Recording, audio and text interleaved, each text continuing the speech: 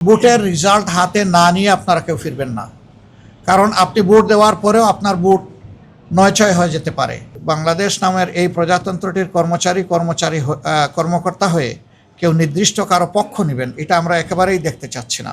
নিজেদের অধিকারের পক্ষে মজবুত হয়ে দাঁড়িয়ে যায় এবং স্পষ্ট জবাব দিয়ে দেয়। আমরা আশা করছি জনতারই বিজয় হবে শেষ পর্যন্ত ইনশাআল্লাহ। পিছন পথে কেউ এসে কিছু করে সফল হতে পারবেন এটা আমরা মনে করি না।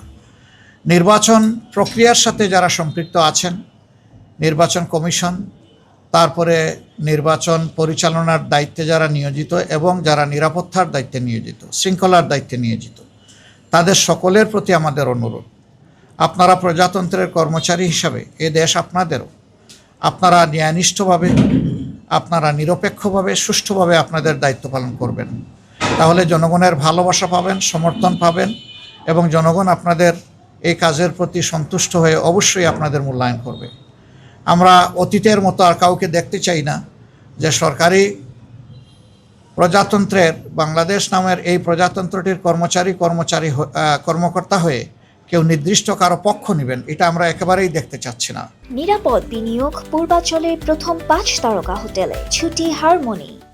আমরা কারো আনুকূল্যও চাই না, আবার আমরা অন্য কাউকে আনুকূল্য দেখানো হোক সেটাও আমরা দেখতে চাই না। আমরা চাই সবাই নিরপেক্ষতার সাথে যার যার জায়গা থেকে এই দায়িত্ব পালন করবেন। এই নির্বাচনের দিনেও বহু ধরনের রিউমার ছড়ানো হতে পারে। আমরা জনগণকে আহ্বান জানাবো, 11 দলের পক্ষ থেকে কোনো সুস্পষ্ট বক্তব্য না যাওয়া পর্যন্ত এই ধরনের কোনো বিভ্রান্তিমূলক কথায় মোটেই কান দেবেন না। যারা পরাজয়ের ভয়ে ভীত সন্ত্রস্ত, যে কোনো পক্ষ যে কোনো কাজ এই ধরনের করতে পারে, মিথ্যা অপবাদ ছড়াতে পারে ভয়ভীতি সৃষ্টির জন্য, আতঙ্ক সৃষ্টির জন্য।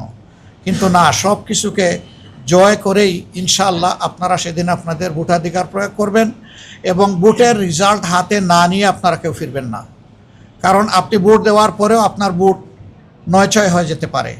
আবার ভোট দেওয়ার আগেও বিভিন্ন ধরনের সমস্যা কেউ কৃত্রিম সংকট সৃষ্টি করতে পারে।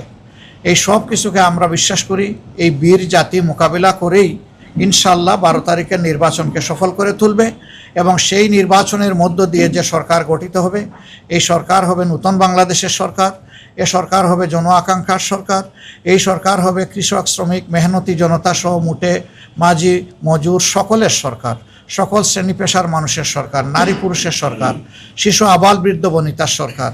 এই সরকার কোনো দলের হবে না, এই সরকার কোনো গোষ্ঠীর হবে না, এই সরকার কোনো পরিবারের হবে না, এই সরকার হবে জনগণের সরকার ইনশাআল্লাহ। আমরা সেই জনগণের বিজয়টার দিকেই মুখিয়ে আছি। আল্লাহ রাব্বুল আলামিন একটি সুষ্ঠু নির্বাচনের পরিবেশ নিশ্চিত করে দিয়ে জনগণের আকাঙ্ক্ষা পূরণে আমাদেরকে সহায়তা করুন।